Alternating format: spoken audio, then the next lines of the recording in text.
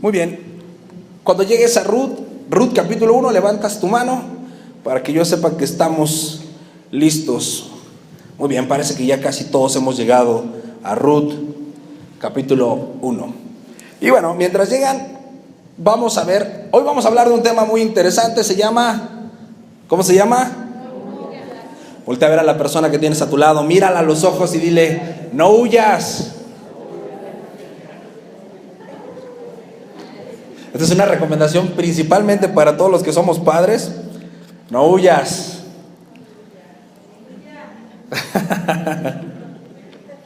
Ok, ahora sí, acompáñame en tu Biblia, vamos a leer el primer capítulo del libro de Ruth, verso 1 al 22. Lo vamos a leer juntos y después vamos a ir desglosando, segmentando algunas partes de este capítulo y esperemos que el Señor pueda hablar a nuestra vida. Y dice así: aconteció en los días que gobernaban los jueces que hubo hambre en la tierra, y un varón de Belén de Judá fue a morar en los campos de Moab, él y su mujer y 2 hijos suyos. El nombre de aquel varón era Elimelec y el de su mujer Noemí. Y los nombres de sus hijos eran Malón y Kelión, efrateos de Belén de Judá. Llegaron pues a los campos de Moab y se quedaron allí. Y murió Elimelec, marido de Noemí, y quedó ella con sus 2 hijos, los cuales tomaron para sí mujeres moabitas. El nombre de una era Orfa y el nombre de la otra era Ruth. Habitaron allí unos 10 años. Y murieron también los 2, Malón y Kelión, quedando así la mujer desamparada de sus 2 hijos y de marido. Entonces se levantó con sus nueras y regresó de los campos de Moab, porque oyó en el campo de Moab que Jehová había visitado a su pueblo para darles pan. Salió pues del lugar donde había estado, y con ella sus 2 nueras, y comenzaron a caminar para volverse a la tierra de Judá. Y Noemí dijo a sus 2 nueras: andad, volveos cada una a la casa de su madre. Jehová haga con vosotras misericordia, como lo habéis hecho con los muertos y conmigo. Les conceda el Señor que hayan descanso, que cada una en casa de su marido. Luego las besó, y ellas alzaron su voz y lloraron. Y le dijeron: ciertamente nosotras iremos contigo a tu pueblo. Y Noemí respondió: vuélvanse, hijas mías, ¿para qué han de ir conmigo? ¿Tengo yo más hijos en el vientre que puedan ser sus esposos? Vuélvanse, hijas mías, y váyanse, porque yo ya soy vieja para tener marido. Y aunque dijese esperanza tengo, y esta noche estuviera con marido, y aún diese a luz un hijo, ¿habrían ustedes de esperar hasta que fueran grandes? ¿Habían de quedarse sin casar por amor a ellos? No, hijas mías, ¿qué mayor amargura tengo yo que ustedes? Pues la mano del Señor ha salido contra mí. Y ellas alzaron otra vez su voz y lloraron, y Orfa besó a su suegra, mas Ruth se quedó con ella. Y Noemí dijo: he aquí, tu cuñada se ha vuelto a su pueblo y a sus dioses, vuélvete tú tras ella. Respondió Ruth: no me ruegues que te deje y me aparte de ti, porque a donde quiera que tú fueres, iré yo, y donde quiera que vivieres, viviré. Tu pueblo será mi pueblo, y tu Dios será mi Dios. Donde tú murieres, moriré yo, y allí seré sepultada. Así me haga Jehová, y aún me añada, que solo la muerte hará separación entre nosotras 2. Y viendo a Noemí que estaba tan resuelta a ir con ella, no dijo más. Anduvieron pues ellas 2 hasta que llegaron a Belén, y aconteció que habiendo entrado en Belén, toda la ciudad se conmovió por causa de ellas, y decían: ¿no es esta Noemí? Y ella respondió: no me llamen Noemí, sino llámenme Mara, porque en grande amargura me ha puesto el Todopoderoso. Yo me fui llena, pero el Señor me ha vuelto con las manos vacías. ¿Por qué me llamará Noemí, ya que Jehová me ha dado testimonio contra mí y el Todopoderoso me ha afligido? Así volvió Noemí, y Ruth la moabita, su nuera, con ella. Volvió de los campos de Moab, y llegaron a Belén al comienzo de la siega de la cebada. Y todos decimos: qué interesante historia. Todo lo que acabamos de leer es solo el primer capítulo de una historia de redención, de misericordia y del plan perfecto de Dios. Pero en esta mañana nos vamos a enfocar en este primer capítulo, y podemos ver que en los primeros versículos se narra que que hay una familia común y corriente, compuesta por 4 personas. Para la época era una familia chica. ¿Cuántos hijos solían tener las personas antes? Hasta que el cuerpo aguante, ¿no? Ellos tenían los hijos que querían. Sin embargo, esta familia solamente tenía 2 hijos. No habla de que tuviera también hijas, no habla de que tuvieran otros hijos, solamente son Malón y Kelión. 2 hijos que ellos tienen. Esta familia vivía en un lugar muy especial. ¿Vivían en dónde? En Belén. ¿Alguien se acuerda de algún acontecimiento importante de la historia que haya sucedido en Belén? El nacimiento de Jesús. ¿Te acuerdas a dónde corren los pastores presurosos? Corren a Belén. ¿Por qué iban a ver al Salvador? En este lugar donde años más tarde habría de nacer el Salvador, este lugar especial, acontece algo. ¿Qué comienza a suceder? Muy bien, viene hambre. ¿Qué pasa? Viene hambre. Dice que en el tiempo que gobernaban los jueces, si tú recuerdas bien, cuando el pueblo de Israel entra a la tierra prometida, ellos tienen un líder. Este líder se llamaba Josué. ¿Cómo se llamaba el líder? Josué es el primer juez, el primer gran juez. Sin embargo, a la muerte de Josué, ya no hay un líder que logre unificar a todo el pueblo, sino se levantan de manera esporádica algunos hombres que atienden temas particulares del pueblo de Israel. ¿Fueron cuántos jueces? 12 jueces, muy bien. Y el tiempo en el que reinaron los jueces fue de aproximadamente 200 años. Durante 200 años habitaron estos 12 jueces, y mientras ellos habitaron, el pueblo de Israel no tenía una relación plena con Dios. De repente sí y de repente no. Y en este de repente no viene el hambre que afecta la vida de Kelión, de Malón, de Noemí y de Elimelec.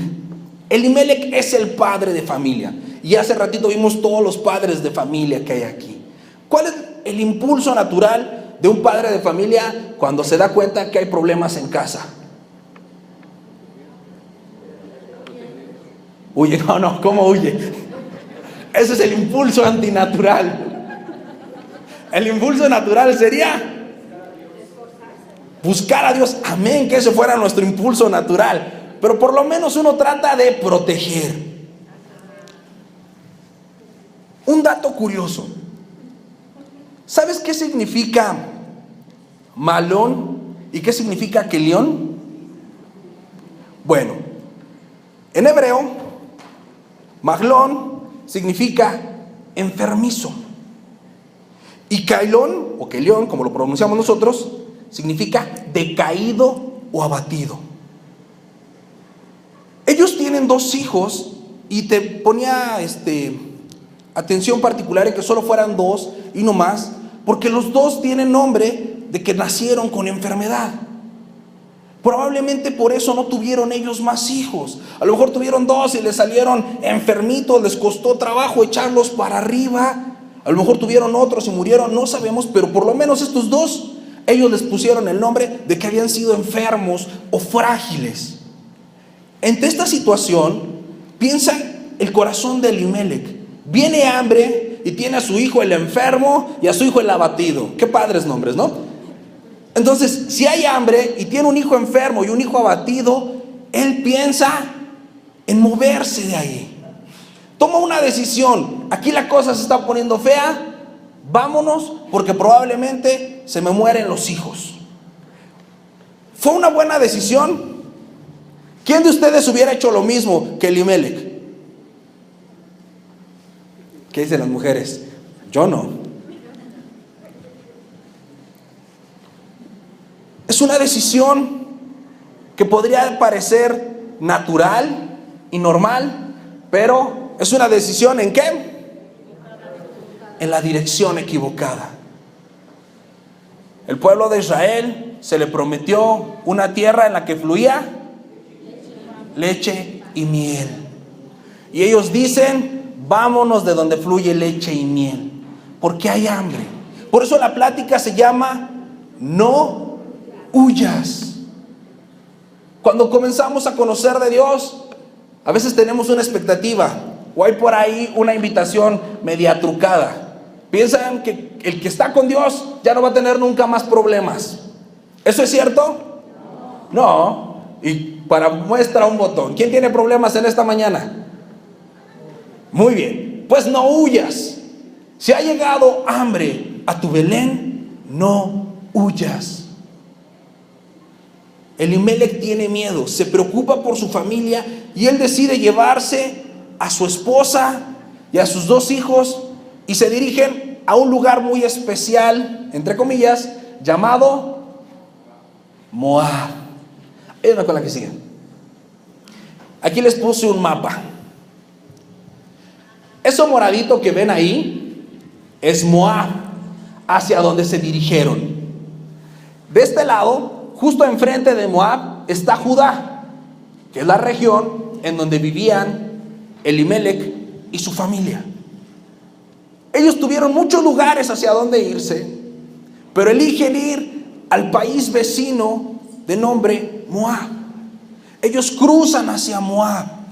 Ahora, un dato anecdótico para que entiendas a dónde se estaban yendo. ¿Alguien sabe quiénes eran los moabitas? ¿De dónde surgió ese pueblo? Muy bien. ¿Se acuerdan de Sodoma y Gomorra? Y un hombre llamado Lot. Este hombre llamado Lot sale de Sodoma y Gomorra con su esposa y sus 2 hijas. Su esposa se arrepiente de salir de Sodoma porque se acuerda que ahí se la pasaba muy bien. Mira hacia atrás y se vuelve estatua de sal. Y con Lot quedan solamente sus 2 hijas.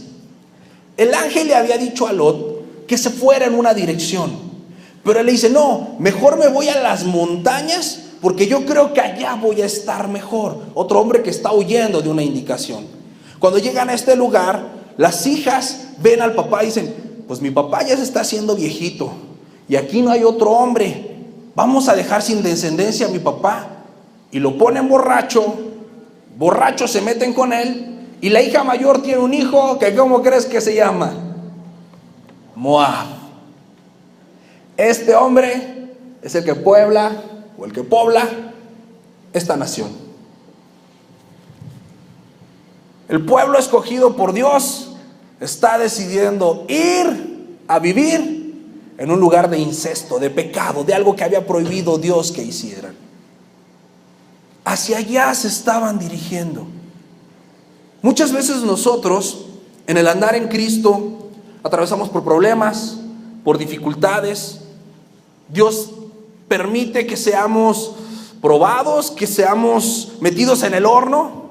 Y cuando vemos que las cosas se están poniendo feas, queremos huir.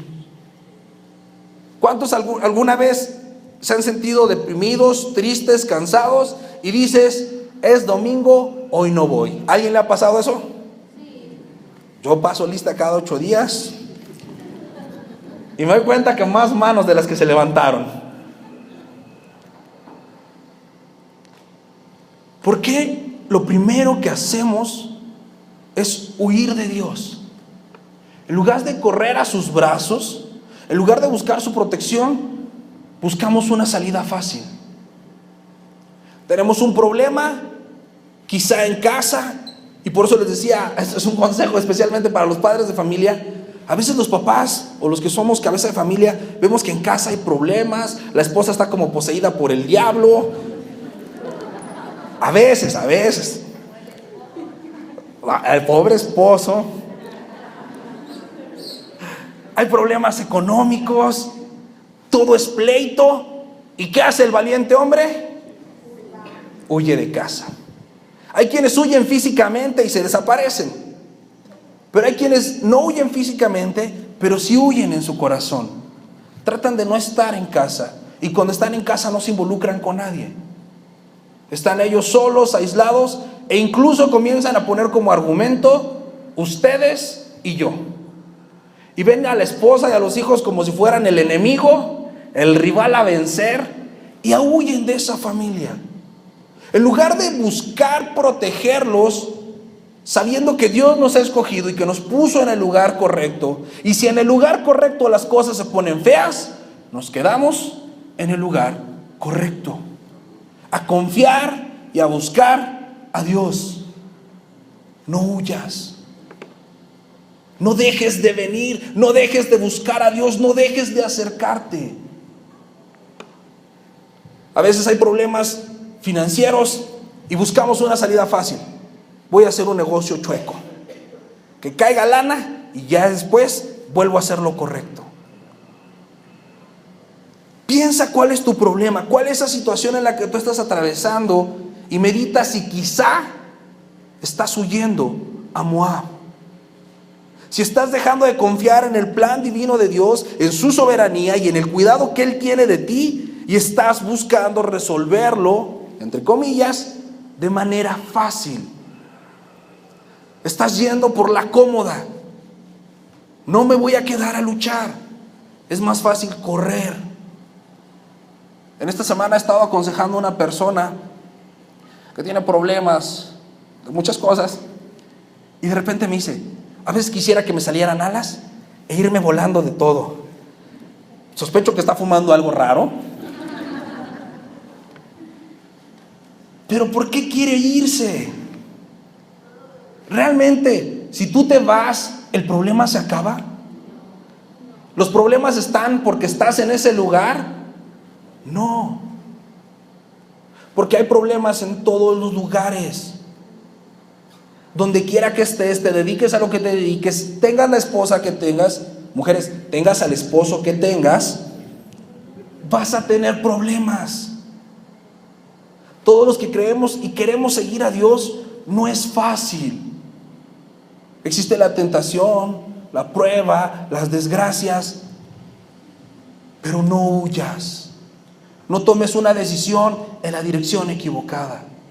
Cuando hay problemas, tenemos que movernos, sí, pero no tenemos que irnos a Moab.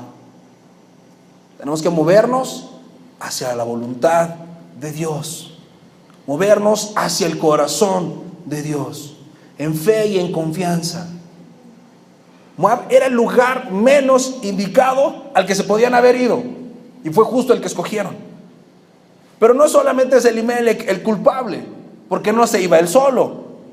Tenía a su esposa Ruth, a su hijo Kelión y a su hijo Malión, y todos estuvieron de acuerdo en ir a Moab. ¿Todo Belén o todo Judea se mudó a Moab? No, porque ellos los vieron cuando regresaron. Bueno, cuando regresó Noemí. La mayoría hizo lo correcto. Se quedó a resistir, a pelear, a creer y a confiar en Dios. Mientras que esta familia tuvo miedo y huyó. ¿Alguien ha visto la película de los 300? Es una de mis películas favoritas, y cuando leía esta historia recordaba una escena. Al final de esta película, los malos están a punto de derrotar a los 300 porque uno de los 300 tuvo miedo y los traicionó. Y hay dos reyes, está un peloncito que no me acuerdo cómo se llama, y Leónidas. Y el peloncito le dice: estamos acabados, vámonos. Y le dice Leónidas: no, nos vamos a quedar. Oye, pero es que es una locura. Solamente hay una opción: huirse y rendirse, o quedarse y morir. Y dice Leónidas: es fácil la elección. Nosotros no huimos ni nos rendimos, nos quedamos y peleamos. Y aunque es una película que no tiene nada que ver con la Biblia, yo pensaba en esa actitud en el ambiente espiritual. ¿Cuántas veces los cristianos a la primera de cambio decimos: nada más hay de dos, corremos o nos rendimos? Pero para ti, para mí, no tendría que existir esa alternativa.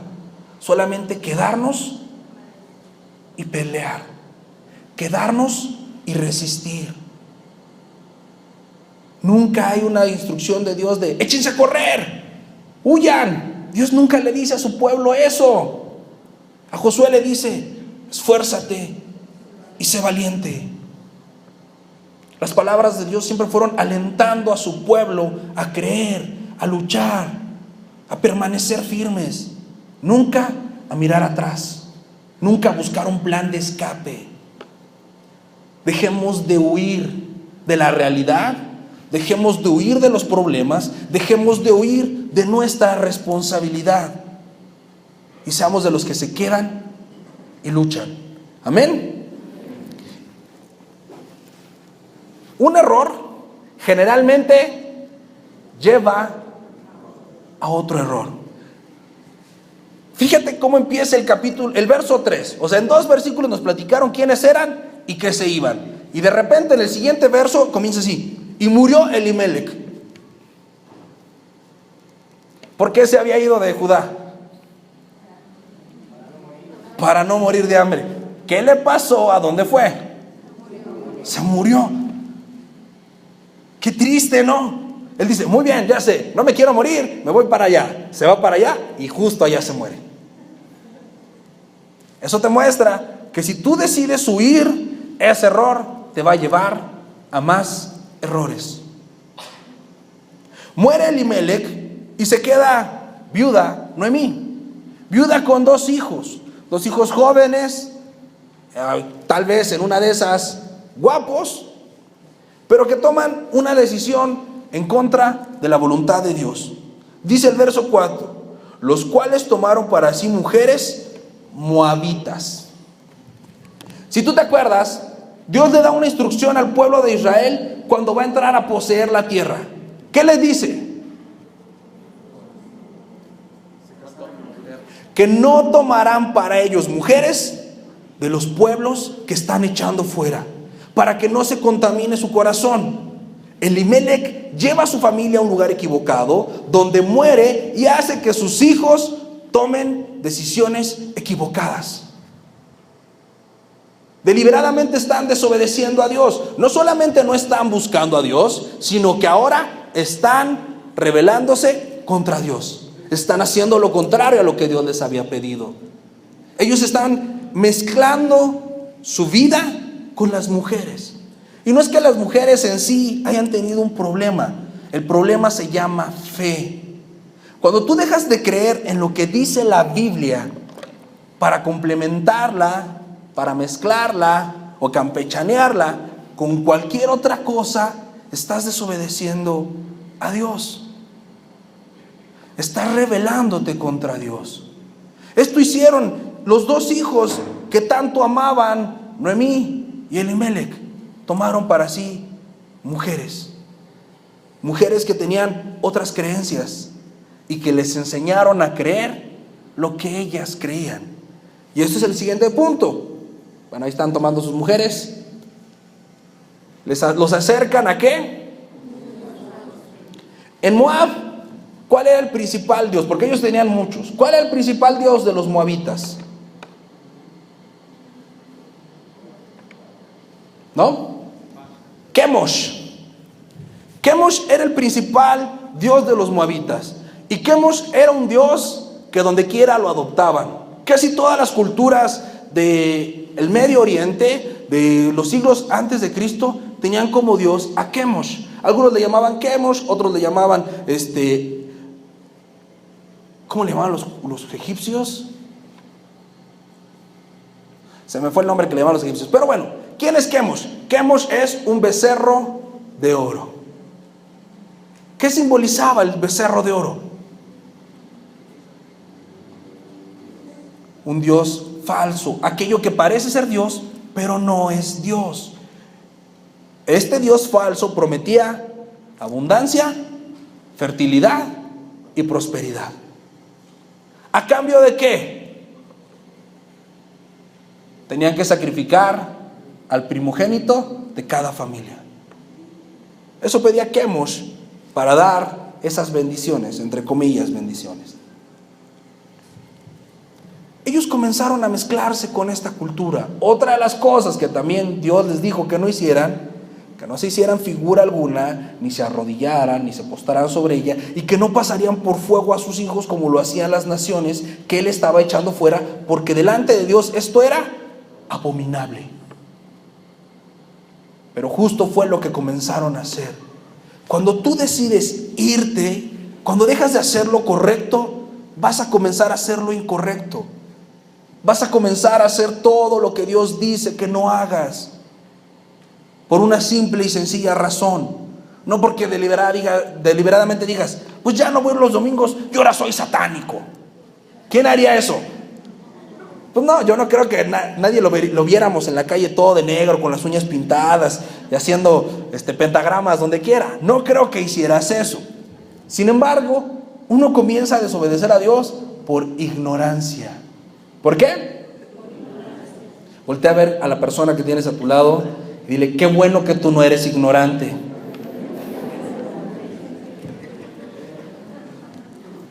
Dice el Señor, mi pueblo se pierde por falta de conocimiento.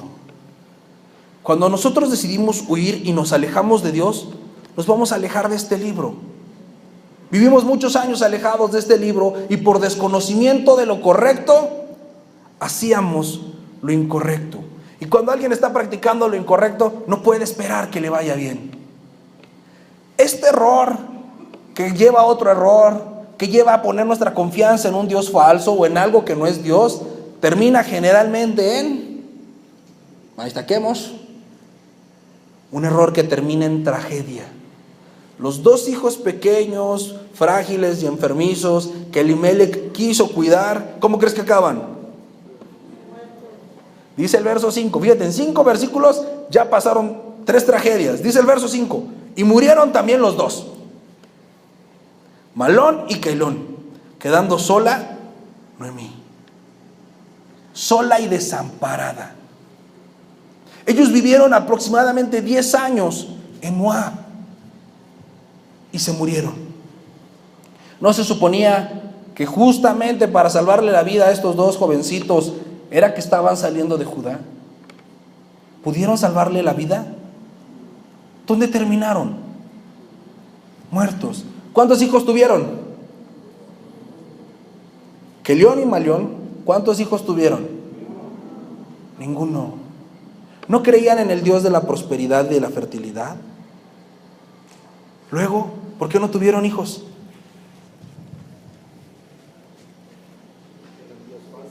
Porque era un Dios falso.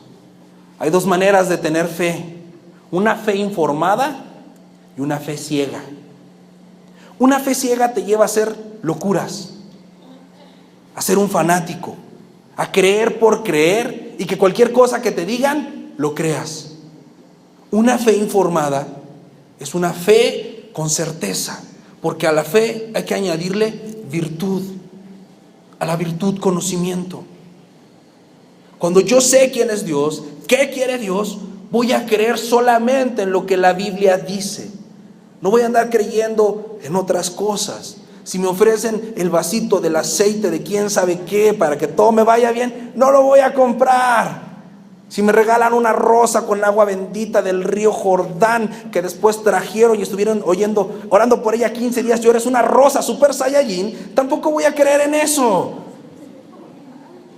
Si me dicen, escribe tu plegaria en este papelito y lo voy a llevar al monte Calvario y vamos a estar orando por él, porque como ahí se murió Jesús, ahí escucha más duro Dios, no les voy a creer.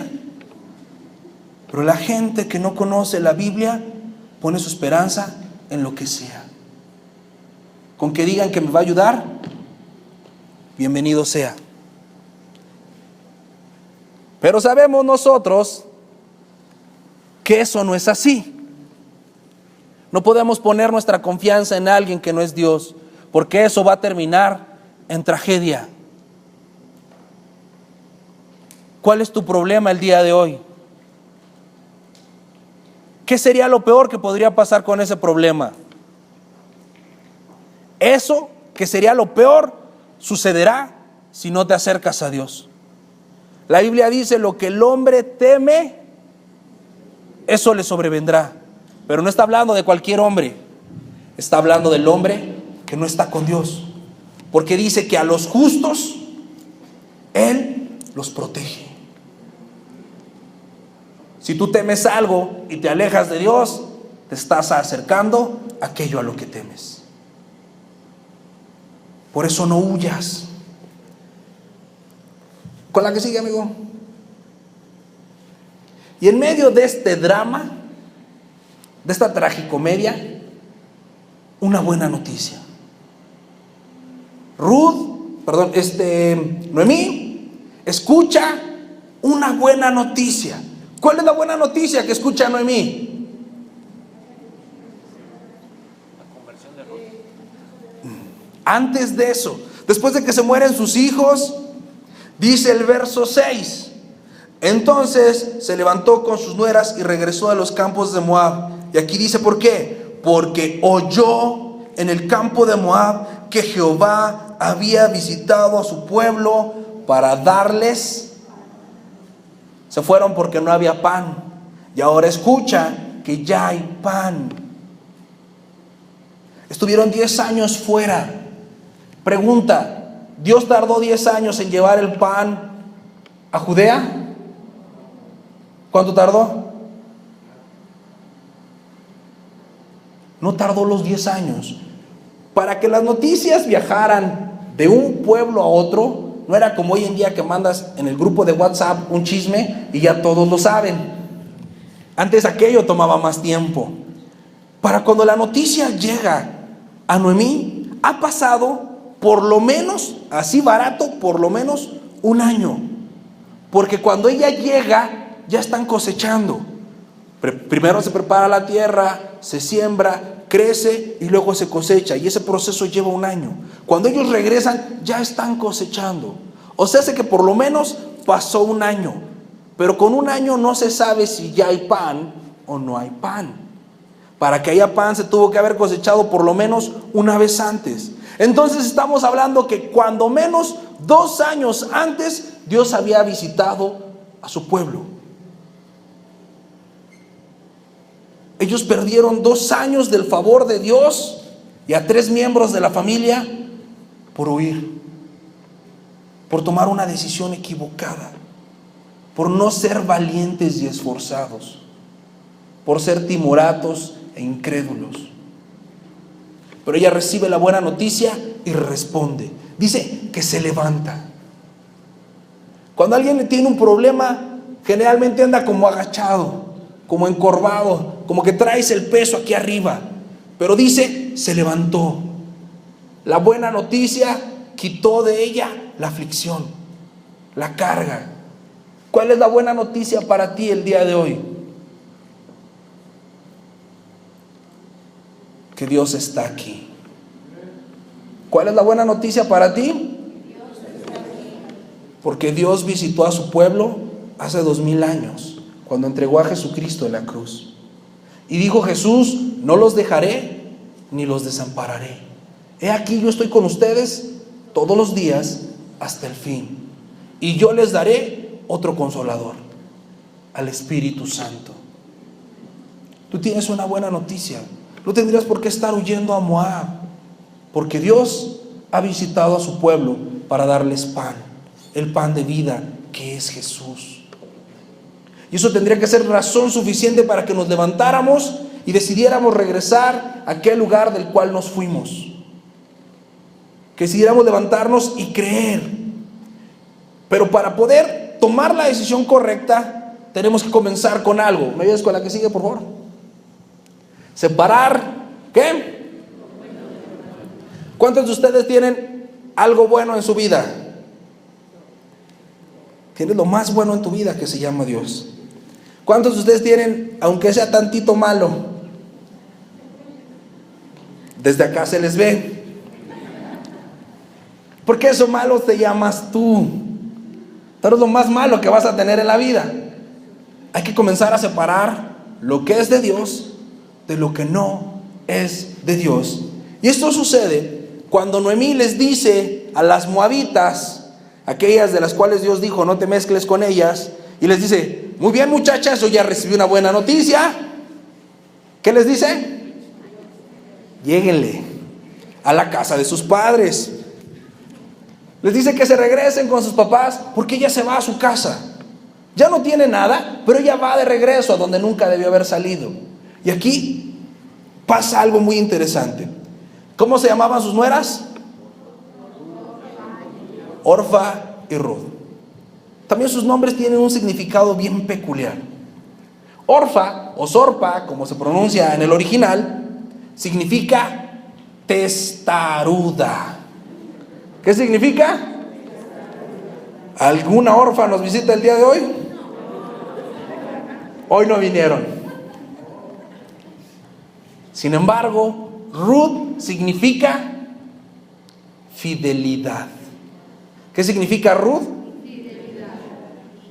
Ella está cargando con dos partes de su vida, viéndolo desde el contexto espiritual, con la parte testaruda y con la parte fiel. La parte testaruda tiene que ver con esa falta de confianza en Dios, pero la parte fiel tiene que ver precisamente con la fe. Cuando leemos el fruto del Espíritu y sus características, hay versiones que traducen fe y otras versiones que traducen fidelidad. ¿Alguien ha notado eso? No te preocupes, cuando lo leas te darás cuenta. ¿Por qué fe y fidelidad son similares?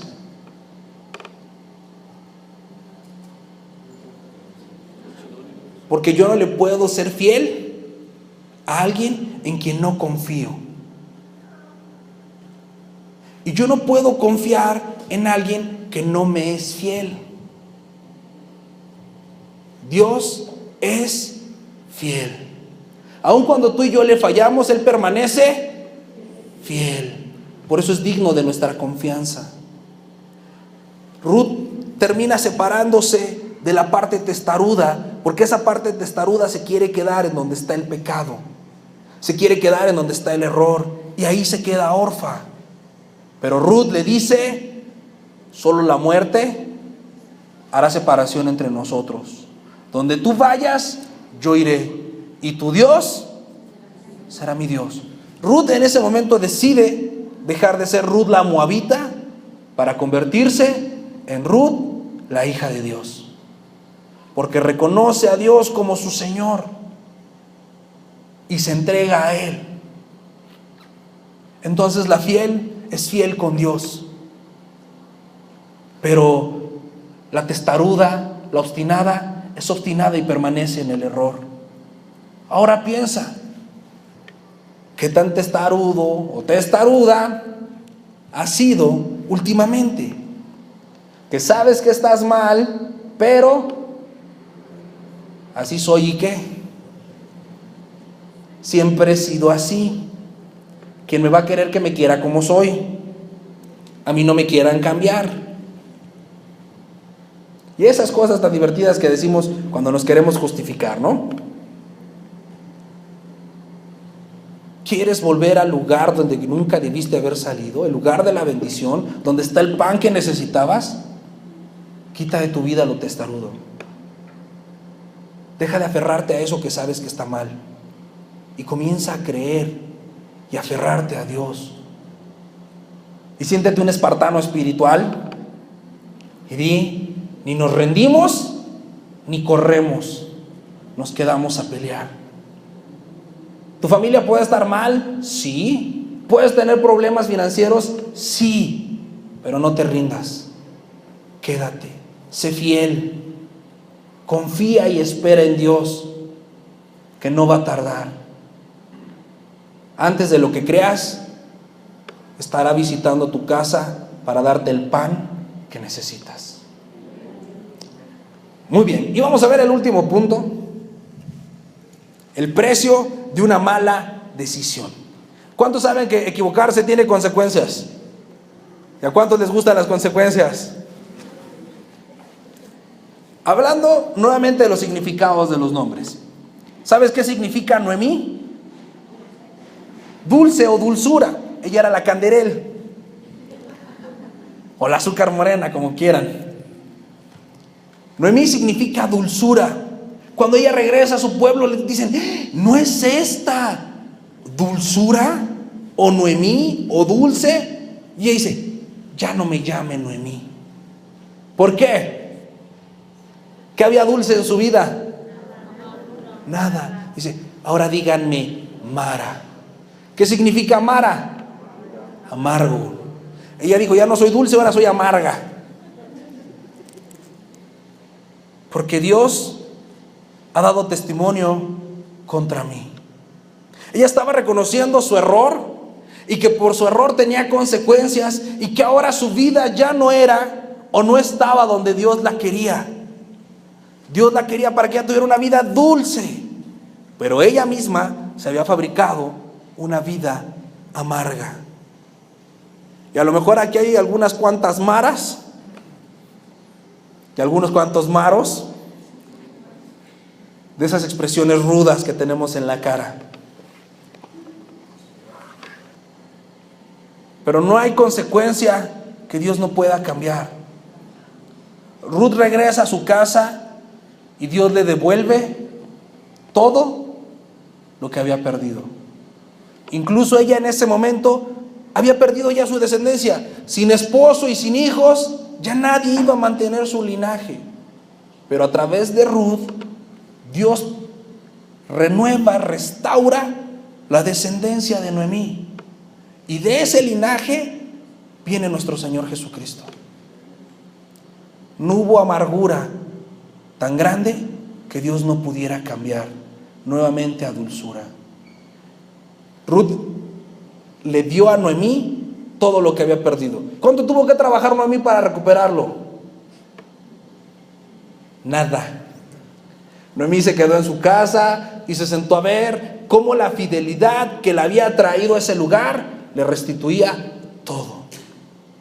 Y esa es la fidelidad de Dios.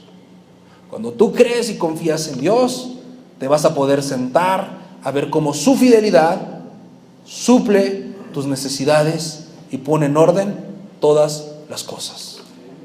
¿Quién lo puede creer? Muy bien. Dios les habló algo esta mañana.